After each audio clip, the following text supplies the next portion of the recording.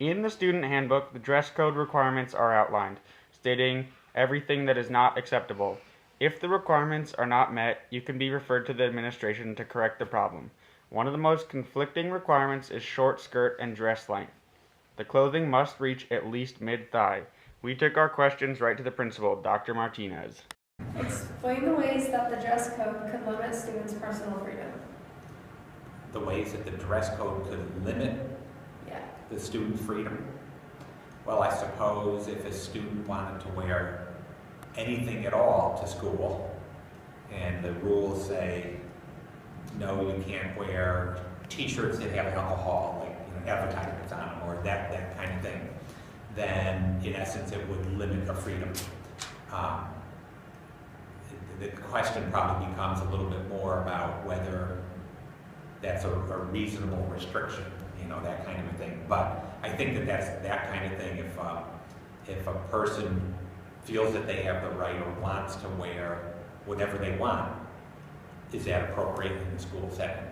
And it's probably the origin of sort of why we have dress code, dress code in the handbook. So there's some guidelines to what is appropriate. What are the benefits and disadvantages of school uniforms? Benefits and disadvantages? Well, then you wouldn't have to worry too much about dress code, whether somebody's violating a dress code and you're inappropriate and you're okay, those kinds of things. Obviously, there's quite a big cost actually with school uniforms. Somebody's got to pay for them, whether it's at the school or is it the families. So if you imagine a family that's struggling and say, hey, you've got to get 2 school uniforms, those kinds of things. I think that, again, it could be considered a restriction on people's personal freedoms, those things. I want to dress the way I want to dress. Having to do away with a dress code and not figuring out whether a person is violating the dress code or not could be a benefit. But I have been in a school that has been in a very strict dress code, including boys used to have to wear a jacket and a tie, like that kind of thing. Couldn't wear jeans, but it wasn't exactly a uniform, but it was pretty close. And it worked for that school, but I don't know that it would work great for it here.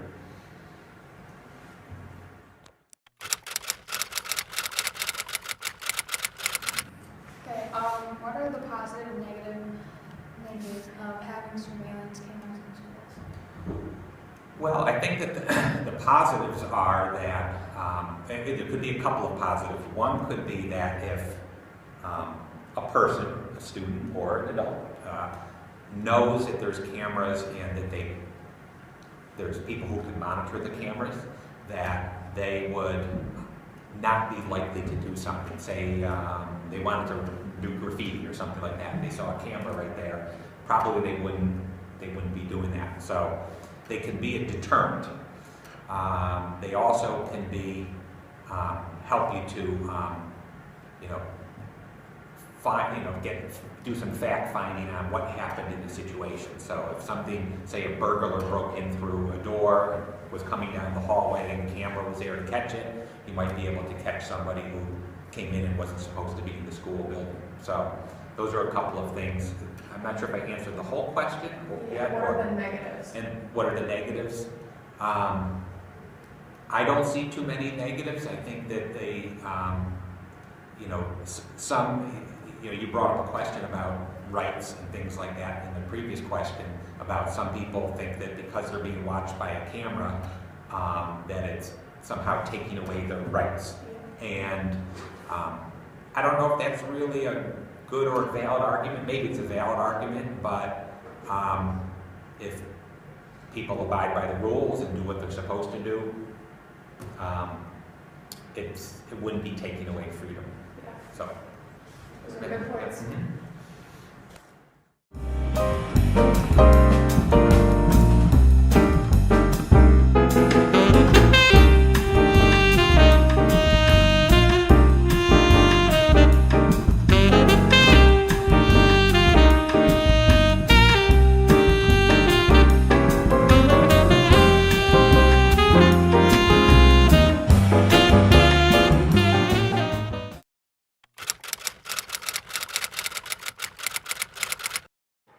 Breathalyzers can be a very opinionated topic. In the handbook, there is a basic structure for administration to use them in school. Breathalyzers are used to determine whether a student is under the influence of alcohol. This instrument is used when reasonable suspicion has been made that a student is under the influence of alcohol. If a student tests positive or refuses to take the breathalyzer test when there is reasonable suspicion of alcohol use, the student may be punished by school administrators. Okay. What are your thoughts on breathalyzers being used in school? Please explain. Okay, I've got a little bit of experience with breathalyzers in schools. I'll go back to my previous school where my first year there as an assistant principal, the principal started using breathalyzers for major dances and proms and things like that. And I really was not very comfortable with it at first. I wasn't sure whether it was needed and all those kinds of things, but there had been some alcohol-related events. Some kids who got into a car, driven, and got into a crash. And so, she had dictated that that's what we were going to do. I now appreciate the value of having something like that and am in favor of it. And the reason is because the policy that we used with breathalyzers was that we made it clear to students that you were likely to be breathalyzed when you came into a prom or a dance. And even when you exit, you could be, especially if you look like you could be impaired. The clear message is that you don't have to drink to have a good time. You should be able to have a good time without being intoxicated. And over the 4 years that I was there where we had breathalyzers, not a single kid at a prom ever was caught with alcohol either going in or out of the prom. And at our homecoming dance, we had one student who at one point was caught, and the parent was called, and when they were taken home, they were given consequences for drinking. But I think it was a strong deterrent because kids knew that they were really likely to be breathalyzed. And the message was, we don't want you coming to our party drunk.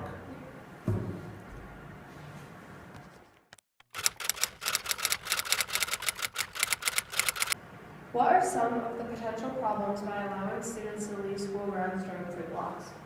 Lots of potential problems there. Okay, first of all, you have young drivers who are leaving campus and then coming back. There is, I think, the more times people are put out on the roads in general, it's just not a good thing. Generally speaking, younger drivers are less experienced. They are less experienced than older drivers. That's why they put all kinds of restrictions, like when you get your license, you can't have another passenger and those kinds of things. There's always the temptation to bring something back to campus that shouldn't be brought back to campus. That's always a concern from the administration point of view or teachers. And I think those are probably a couple of the real major reasons. I would say that we wouldn't want kids off driving when they have 45-minute, period free to go up to Canaan to Dunkin' Donuts and then drive back and get here in time, and then maybe somebody's driving too fast to get back and has an accident, and those kinds of things we want to limit. By not allowing cell phones in schools, do you feel that it is a violation of the students' freedom? Well, cell phones are allowed in school, believe it or not, and teachers that, if a teacher has something in class that they want students to use a cell phone for, it's okay. It's just with permission. I think that teachers generally are cautious about it because quite often somebody pulls out a cell phone and they start texting somebody else, and it's not related to instruction. So